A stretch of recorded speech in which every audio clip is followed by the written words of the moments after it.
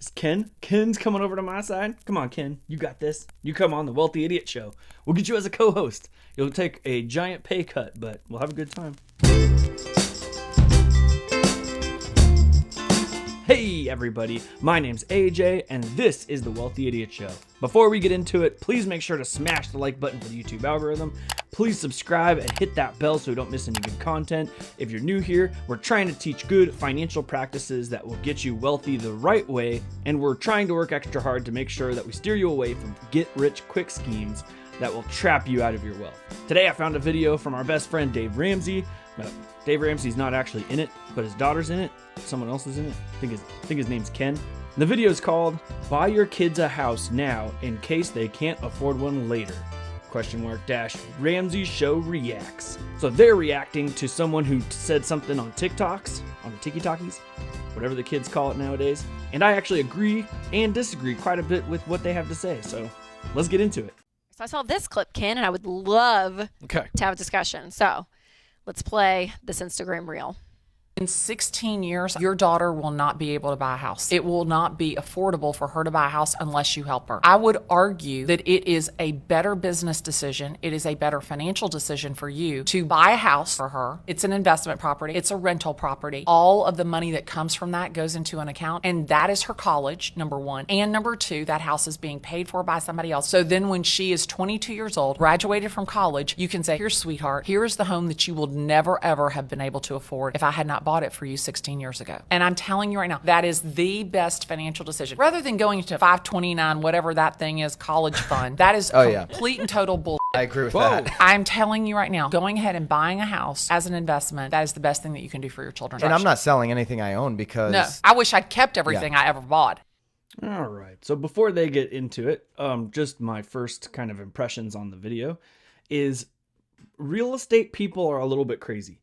The gains from real estate are so good that when you sit down and do the math, when you do the math about putting your cash into anywhere else, it doesn't make sense to do that if real estate is like a sure thing.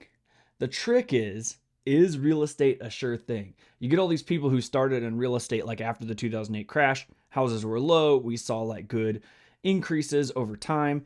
And so people have gotten rich off of real estate, and they're looking around like, look, we broke the numbers down a few weeks ago and realized that it's like a 24% gain just buying a property now, even with current interest rates. And so I'm going to go ahead and buy 24% ROI, each year, right? That's the yearly return. So it doesn't make a lot of sense to then go put your money in somewhere else. Not only that, but the cash flow is cash free, or is tax free. So that's what she's referring to here. Why put your money in a tax free savings where when you withdraw it, you pay no tax penalties when you could put it in something that produces cash free cash flow the entire time. And then by the time she hits college, you could just take that money and just put it right into whatever college costs. And, you won't pay taxes, and it's essentially the same thing, but your gains are a whole lot more. So I get what she's saying here, but will that always be the case? I think the numbers will always work, but they might not always work as well as they have in the past. Right now we're seeing declines as opposed to increases. Not saying that it's not going to keep increasing in the future. I'm going to keep investing in real estate, but from 2012 to today, it's been nuts. The other thing is real estate isn't like the easiest, most passive thing on the planet. Dave Ramsey has said, like, stop calling real estate passive income. It's not. It's like a job. I'm all for you buying some real estate. But when idiots on the internet say real estate is passive income, that means they've never owned any. I would say it's a very, very part-time job for me, at least. Like, I put very little effort into it each week, maybe an hour or less each week. So it's not like a huge part-time job, but still, it does take effort. There was a lot of stress on my first home when I bought it, and I was having a hard time sleeping that month because I didn't know if this was going to work out, how that was going to look, and I even had cash reserves. So even with all that, it was kind of stressful. This isn't something that everybody can do. So saying you can't, your daughter's not going to be able to buy a house, you should do this, everybody should do this, I don't know if that's entirely true. As far as the part where she says that your daughter won't be able to buy a house in the future in 16 years, she'll never be able to afford it. Actually, I have data suggesting that that's not true, but I think they're going to talk about that. And that's the part where I think we're going to agree. So let's watch first and then we'll respond. Wow, a lot there. Fascinating. Boy, she was a bit of a machine gun there. She knew what she wanted to. All right, get couple out things. into the world. Myth number one, first thing she said that's incorrect, and it's just absolute emotional hyperbole, is that your daughter won't be able to buy a house. It won't be affordable. Oh, yeah. She won't be able to on her own. That's fear-mongering, and Yes. that's kind of playing into this whole, upper class versus lower class. It's a little bit of middle-class warfare because she's making a point. But that's exaggerated, and it's not true. Secondly, All right, I'm going to stop him there. So he's absolutely right. We have a common thing where people talk about, like, I'll never be able to, like, millennials can never afford houses like their parents did way back in the day. But the data doesn't actually support that, which is interesting. And houses have improved since, when our grandparents were buying houses from way back when. But there's 2 points of data I would like to show you guys real quick. The first is what's called the payment to income ratio. How much you're paying out for your home versus the amount of money that you make. The average homeowner in 1996 was paying about a little under 25%. And then that went up in 2008, because everybody was buying homes, so the housing prices went up way too high. It crashed after the 2008 crash and it went below 20%. And it stayed between 20% and 25% for most of 2014 to 2020. It even dropped during COVID, and then it shot back up again recently because of the weird sort of supply chain restriction stuff that we experienced.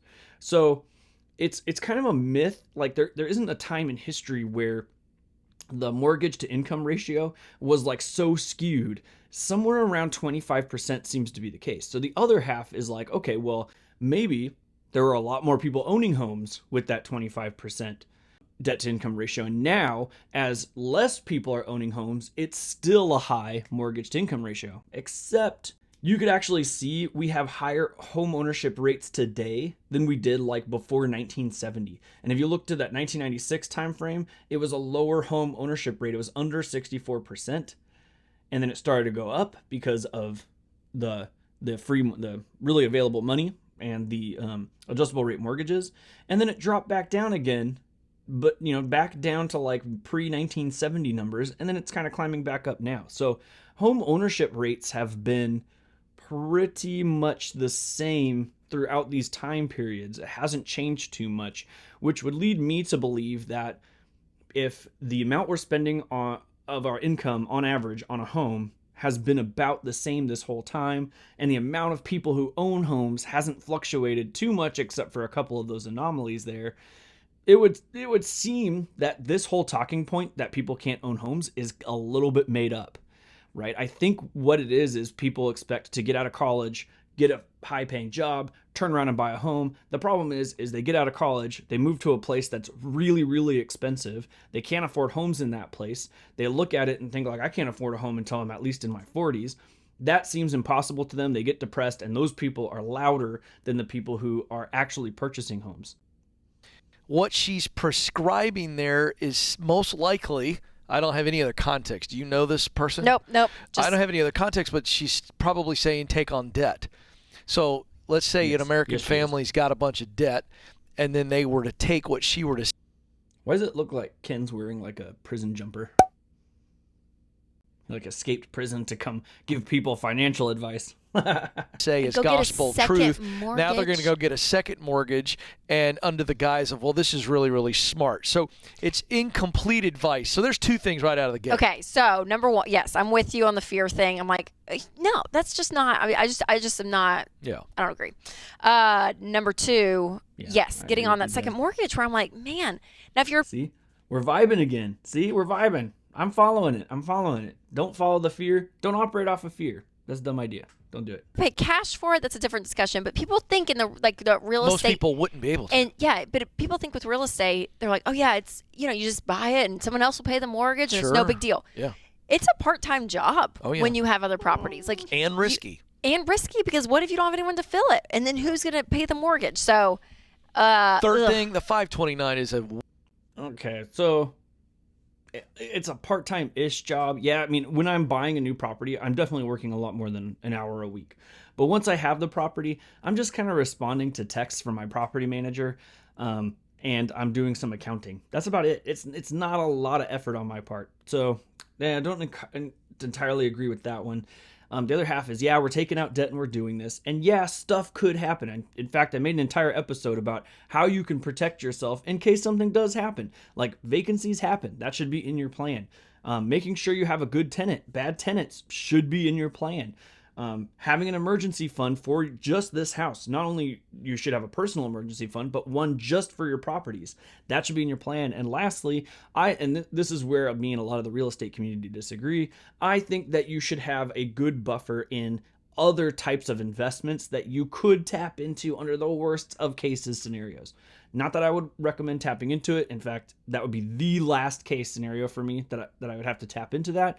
But at least it gives me that buffer of having something that doesn't fluctuate quite as much in case something does happen to my property and I do have to tap into it. Interesting note is for my Airbnb insurance, like I have a separate short-term rental insurance on my house. And if something would happen to my home, like the roof caved in and we had to replace the roof and it cost X amount of dollars and we were out 30 days or 60 days or something, whatever the number, they will actually pay my average income as a part of my insurance plan for the time that my house is incapable of going on the market. That's part of my insurance. So yeah, stuff could happen like they're talking about here. I usually recommend to people, if you're getting into real estate, know that this is what you want to do and know how to figure these numbers out and be passionate about it. It's not for everybody, but she isn't wrong, and simply saying, like, kind of hand waving stuff could happen isn't the same thing as like preparing. If you're creating a business, you should be prepared for stuff to happen. Wonderful investment vehicle. She makes it out like it's some sort of piece of crap, and they're both like, "Oh yeah, no, 529. That's so stupid." Well, if it's not, that's not right. 529 is a wonderful investment vehicle, and it can be used multiple ways. So, again, the poo-pooing what's normal and the fear-mongering here, this is incomplete. However, all right, those are three.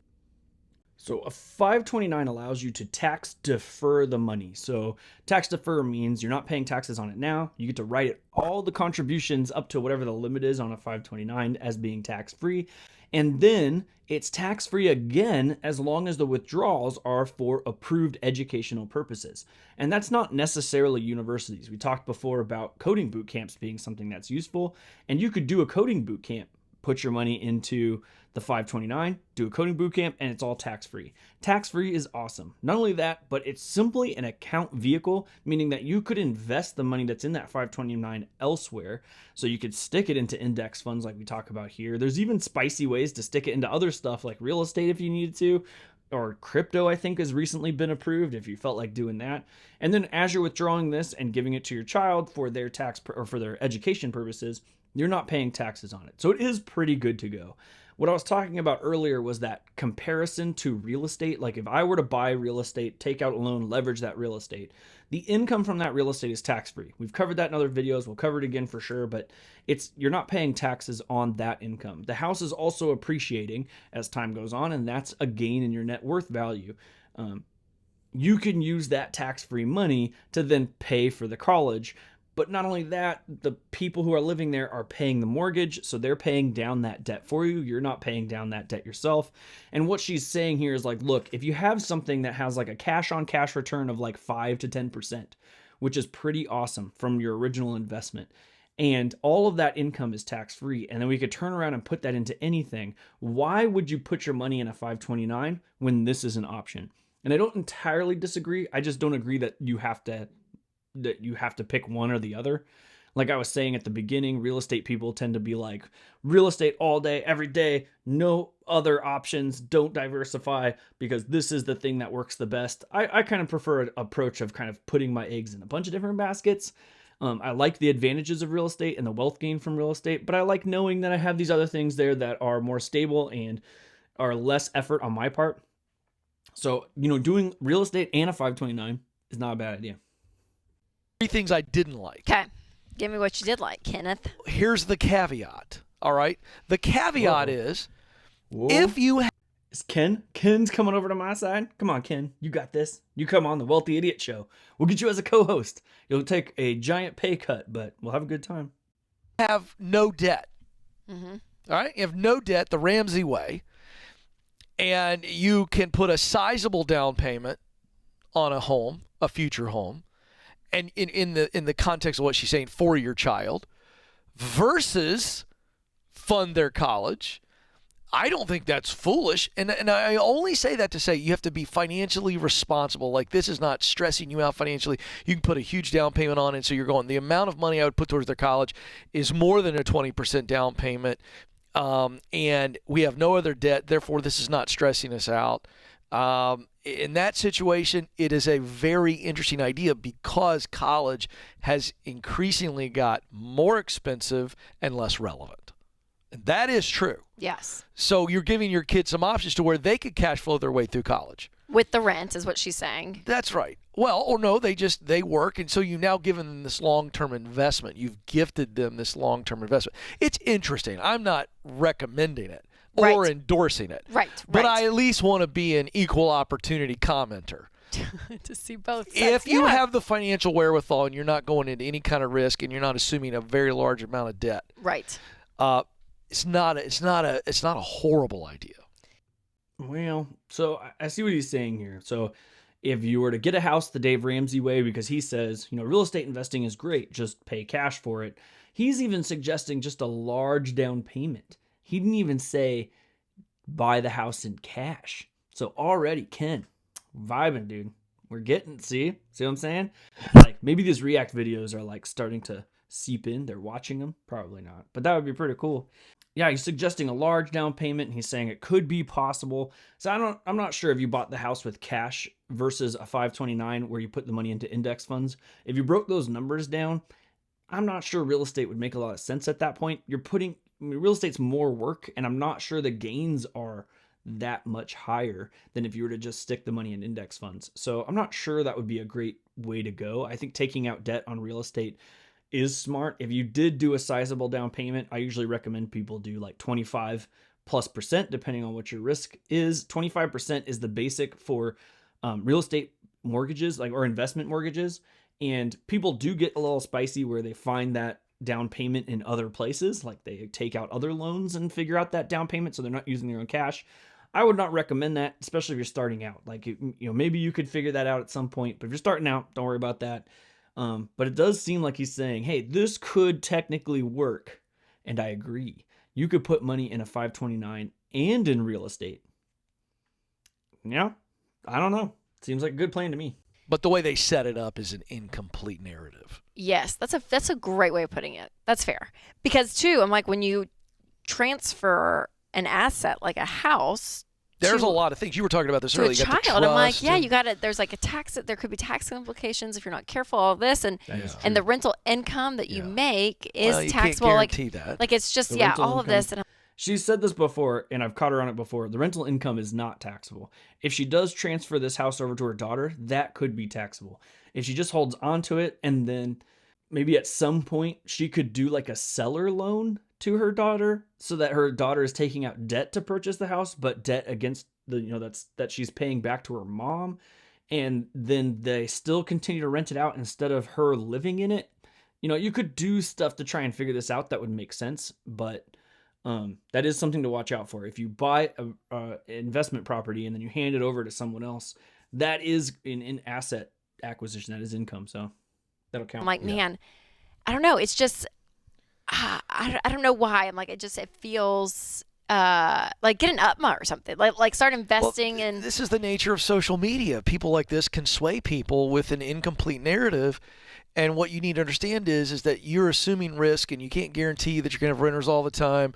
There's a lot of things that are at play, versus the 529 can be used in a variety of ways towards qualifying them. So if they don't go to traditional college, they could still use the 529 for a trade school, which now is like, and can be passed to different children and all that. So but college is a fascinating topic right now, because there's a part of me though that I still am like, that transition from 18 to 21, still having a level of responsibility, still learning and growing, like that. That is I want to challenge you on I know, but listen, like that still, there is pros to that. There are. But my question is, my is like, what is college going to look like in 15 years? And I am putting money in a 529. Very different. So what is it going to look like? Well, I don't think that makes me a little nervous too. Yeah, I get that. Hey, I got to tell you this. Yesterday, Entree Leadership Master Series happening downtown Nashville. I took a question from a business owner. that operate big like backhoes and big giant tractors and things like that on construction sites. They're hiring kids straight out of high school to operate these big machines. How much? The kids are loving it. They're making as much as $55,000, $60,000. That's pretty awesome. Right out of high school. Good. That's the end of the video. So there are some really cool jobs out there that don't require college that make a lot of money. You could invest that money. You can buy real estate with that money and set yourself up way past your college peers. We also broke down on this channel how you can get further or at least match people with college, even in STEM degrees, by using things like coding boot camps, which are a lot cheaper. You don't have to go into as much debt or any debt to get there. And then when you get out, you'll be making the same amount of money as your peers, and they will be fighting debt while you are just collecting and investing. So there are plans out there in terms of college. I think real estate is a great investment tool. I disagree a little bit here. I know Rachel, like, she kind of digs her heels in and she's like, I don't know, it just doesn't feel right. Well, investing isn't about what feels right, what doesn't feel right. It's about putting numbers down on paper and using what makes sense. The one thing I like about real estate over a 529 is that real estate is cash-free cash flow, or is tax-free cash flow, regardless of what you spend that money on. So we get to take that cash flow and we could spend it on our kids' college. That's awesome. We could take that cash flow and we could spend it on our mortgage. We could take that cash flow and spend it on more real estate. We could do whatever we want. We don't pay taxes on it no matter what. So 529, if you start taking money out of it and you're not using it for investing, now you're going to have to pay taxes on it because it's just a tax deferred account unless you start putting money into education. So I think all of these are smart things to look at. I think you should educate yourself in all of them. I think that they're doing a little bit of a disservice just kind of saying that, oh, this is an incomplete thought, don't worry about it. If you follow this channel, if you subscribe to it, we're talking about real estate investing all the time and how impactful that is and how impactful leverage is. Just did an episode yesterday. 2 days ago. Just did an episode 2 days ago on why the rich take out debt even though they're rich, because it's such an impactful way to invest and to leverage your money using the bank's money or someone else's money. That's the end of this video. Please smash the like button, subscribe, comment down below. Let us know what you think, if there's anything that we're missing or that you would do differently or have done differently that has been successful. We're always willing to learn here, and I'll see you guys next time.